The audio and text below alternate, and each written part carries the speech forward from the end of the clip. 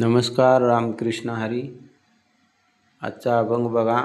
संत समागम एखादिया परी, राहावे त्याचे द्वारी श्वानायाती. तेथे रामनाम होईल श्रवण, घडेल भोजन उच्छिष्टाचे. कामारी बटीक सेवेचे सेवक, दीनपण रंक तेथे भले. तुका म्हणे सर्व सुख त्या संगती, घडेल पंगती संताची या. हा अभंग खूप महत्त्वाचा आहे बघा. संत समागम एखादी या परी, राहावे त्याचे द्वारी श्वानायती. म्हणजे चांगली माणसं आहेत, संत आहेत, त्यांच्या संगतीत आपण राहिलं पाहिजे.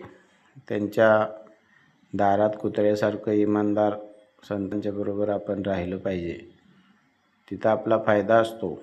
संतांनी जीवनाचा खरा अर्थ ओळखलेला असतो, त्यामुळं आपण त्यांच्या संगतीत राहिलो तर आपल्याला पण ते सगळं समजेल. जीवनाचा खरा अर्थ, संसार रूपी माया जे आहे त्याच्या मागं न लागता संतांच्या संगतीत गेलं तर आपला खूप फायदा आहे. अशा अर्थाचा हा अभंग आहे. तेथे रामनाम होईल श्रवण, घडेल भोजन उच्छिष्टाचे. कामारी बटीक सेवेचे सेवक, दीनपण रंक तेथे भले. तेथे उच्च नीच गरीब श्रीमंत असा काय भेद नसतो. तुका म्हणे सर्व सुख त्या संगती, घडेल पंगती संतांची या. म्हणजे त्यांच्याबरोबर जेवणाचा आपल्याला योग घडेल.